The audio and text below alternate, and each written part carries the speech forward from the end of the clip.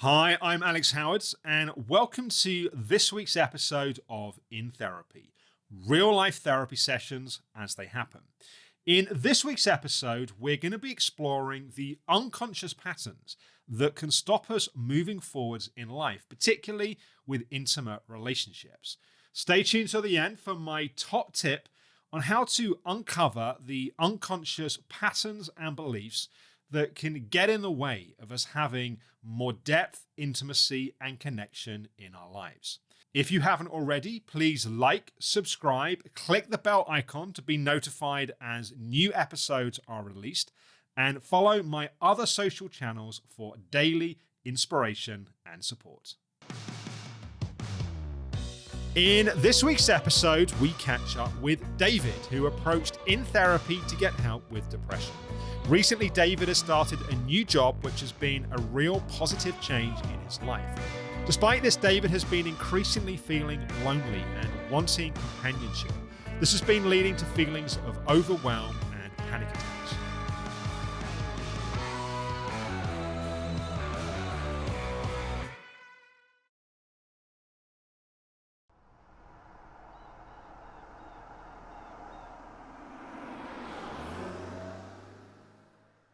So, David, it's great to see you. How have you been since last time? Yeah, it's been an odd couple of weeks. What's the general thrust of what's been happening? I've been pretty down, but also I've been getting into my new job, so that's been quite a positive thing. Are you basically enjoying it? Yeah, pretty much, which I did not really kind of expect. That's great. But yeah, I'm it's pleased. the jobs. I'm enjoying the job, and it's challenging but interesting. So there's that in terms of work. You were saying it's been up and down. What else has been happening? I mean, I've just been pretty depressed, and I mean, I think obviously there's reasons for that, you know. And one of the reasons is, well, actually, tomorrow is the first anniversary of my dad's death.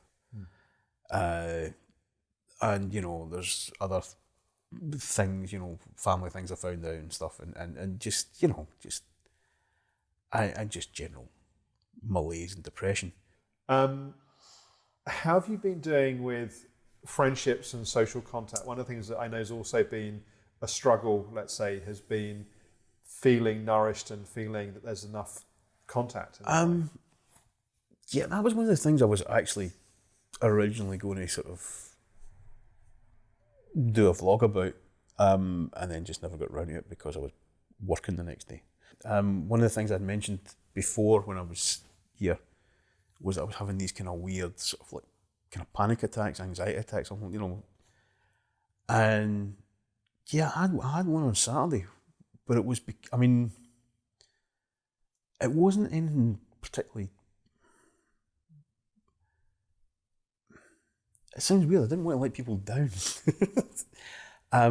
I had sort of double booked myself, and I kind of knew fairly early on that I'd double booked myself. It was my friend's 33rd birthday, and in the meantime, another friend of mine had moved house and was having a housewarming barbecue, and it was like, okay, that's at the start of the evening and that's at the end of the evening, so it's fine, you know. And one was in sort of Crystal Palace and the other was in Greenwich, but it was still, but then I just got into this weird sort of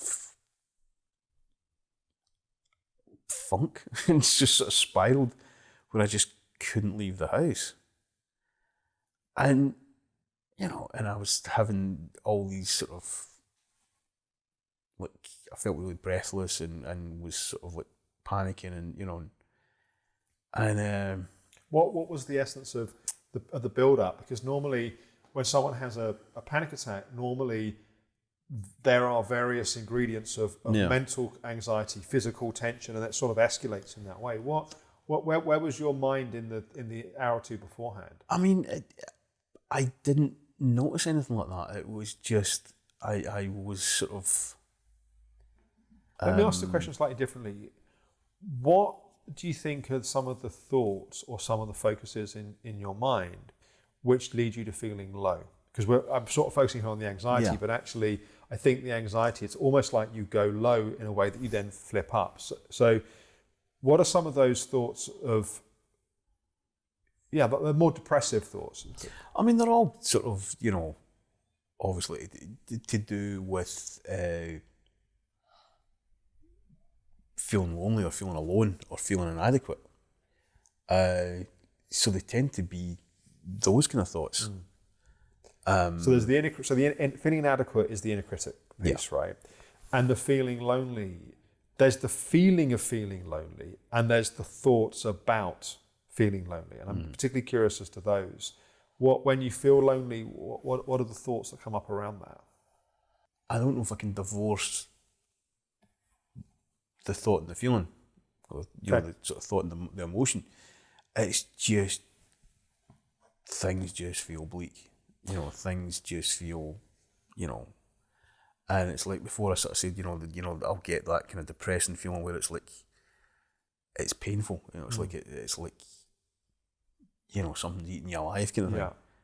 And so I'll quite often get that feeling, and yes.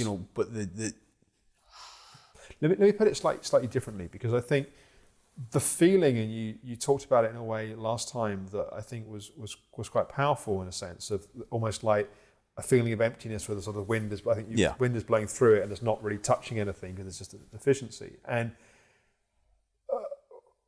part of how I think about it is that loneliness is, as we talked about last time, a longing in your heart, which is saying, I want connection.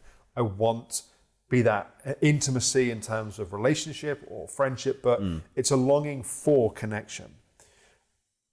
And then there's all the things that you say to yourself in response to that, which might be things like, I'm no good at relationships, or I'm always going to be by myself, or people don't like what is, because it's like, to me, your heart is saying, I want connection, and then there's something, what comes in response to that?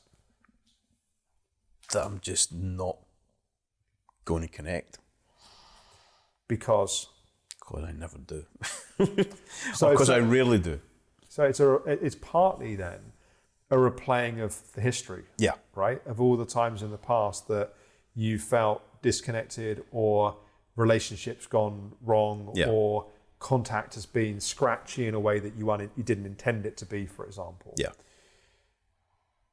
But of course, the danger is, if we drive into your future looking in the rearview mirror, we're going to crash, and we're going to recreate more of the same. And to me, there's objective truth. Like there's truth of we're in a pandemic, there's less contact, you've got a flatmate that you haven't got a good connection with, your dad passed away. Like there are some objective truths that would reasonably leave anyone to feel a certain amount of isolation and loneliness. Mm-hmm. And then there's all the story we add on top of that, which is the way we interpret those events, how we interpret the history, how we project our past into the future. Those are the bits we want to challenge and change. Yeah. Right? So what's more of that? Like, let's talk more about those pieces, because it's not in any way that I want to dismiss the validity of the grieving of your dad but those things we can't change those things anyway. And the other stuff is, to me, the stuff that's in the way of you having more connection. It's in the way of you potentially having a nourishing relationship. That's the stuff we need to work with. Mm-hmm.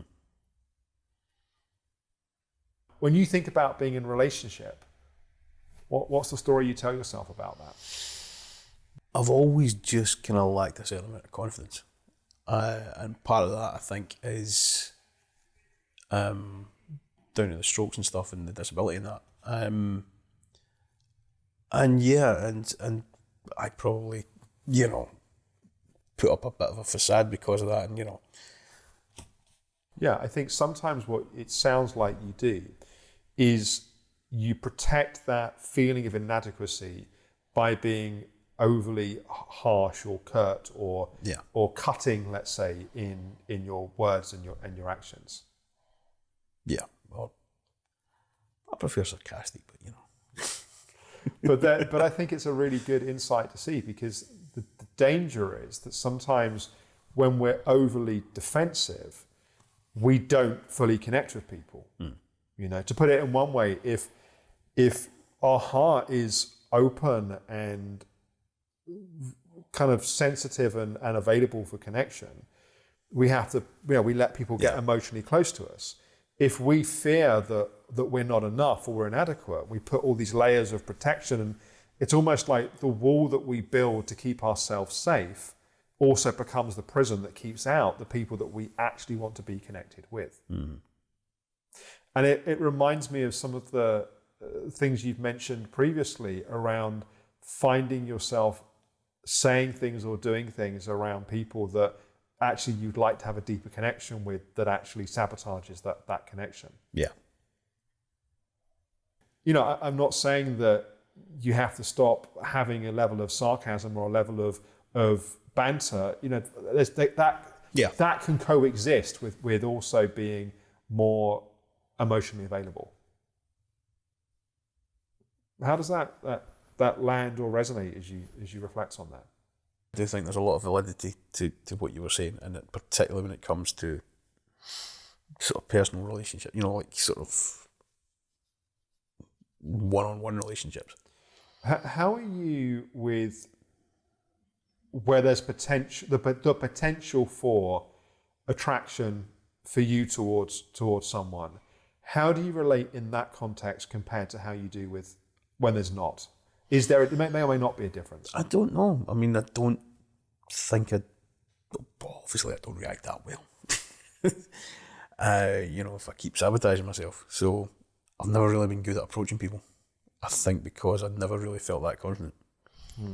I tend either to be glib and charming, or, you know, and superficial, or just completely misread things, I think.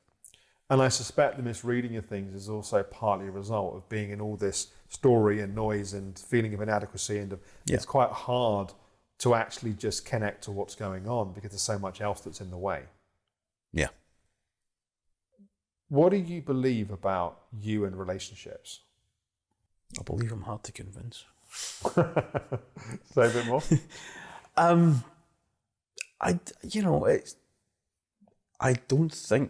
I think I'm bad at getting into relationships.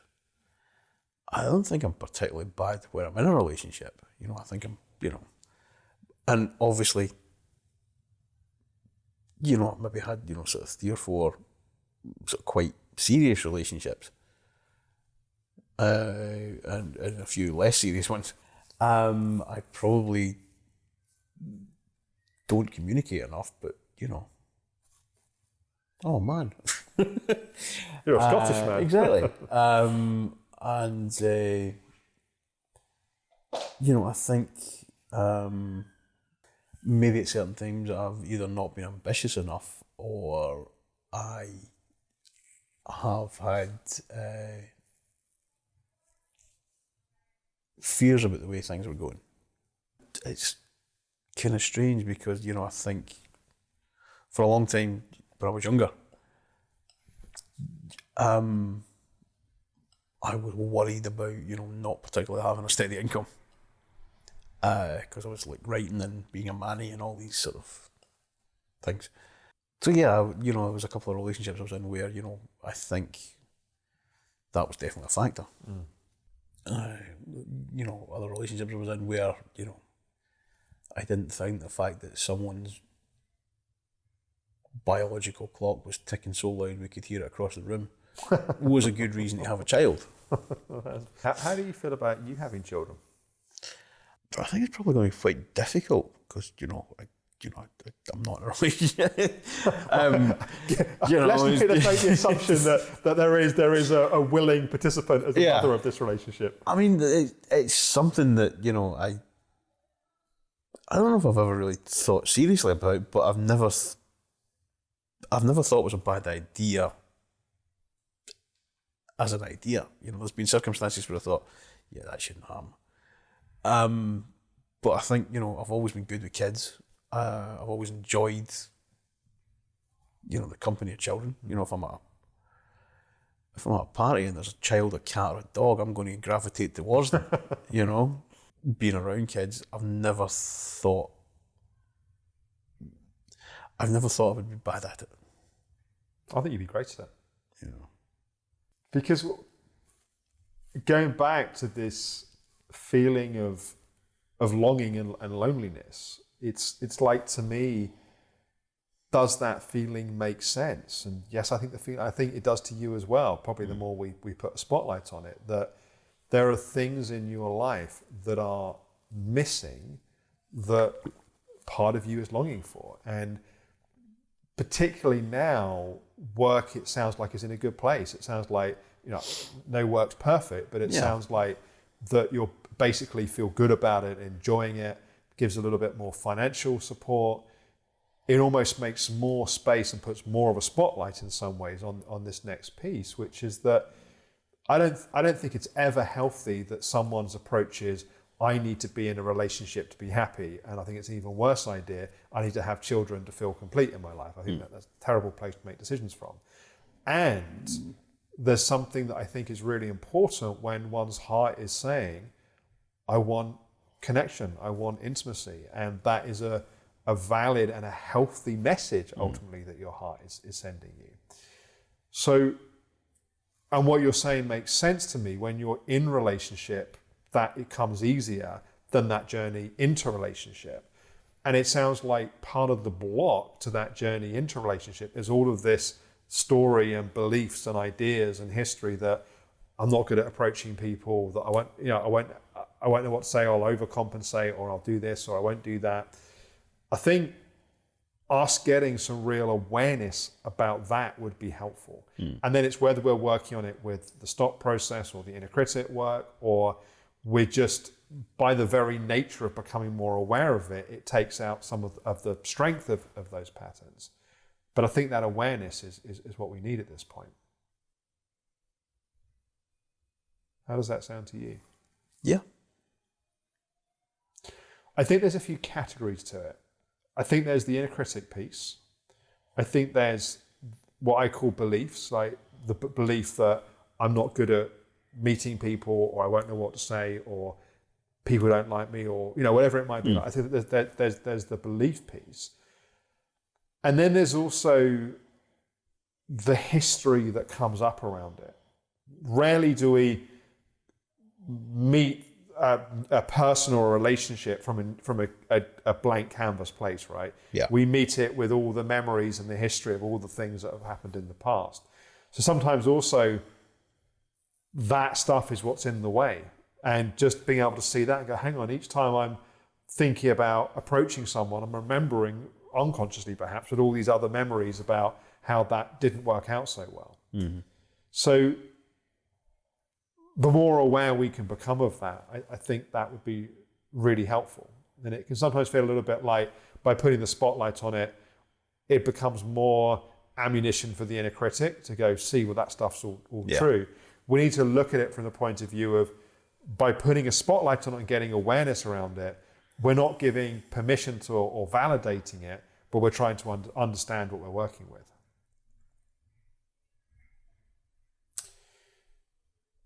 The simplest way to do it is what you're already doing, is to do some journaling around it. To look at, again, the inner critic, the beliefs, and the history. And I think the history piece particularly, it might be helpful to spend some time reflecting on the last few relationships that you've had, and when you think about those now, what's the feeling that's left? I mean, maybe that's a good question just to start with. When you think about the last few relationships, what are the feelings that come up about them? As we get more clarity on that, we can also use then some of the tools to start working with some of that as well. Okay. Do you have any questions or anything else that you want to share for today? Not at the moment, no. No, seems fairly doable. Okay, good.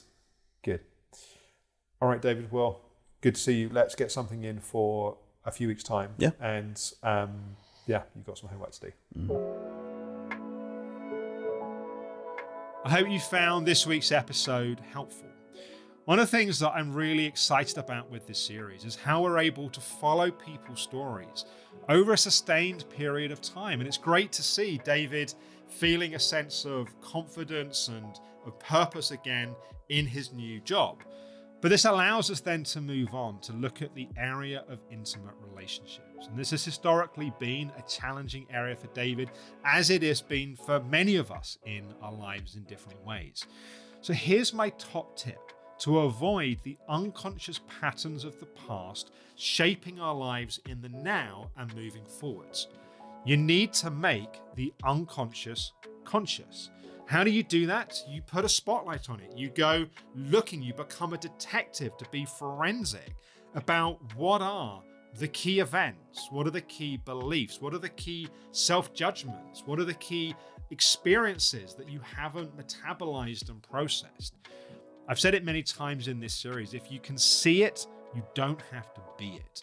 The more awareness we have about the ways the past is shaping us, the less the past shapes us in an unconscious way.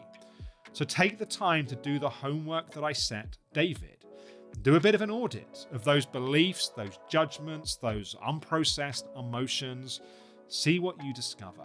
And I'd love to hear, post in the comments below the video, what you notice from doing that homework. Next week, we're going to be catching up with Katie. Katie's been going through some big life changes.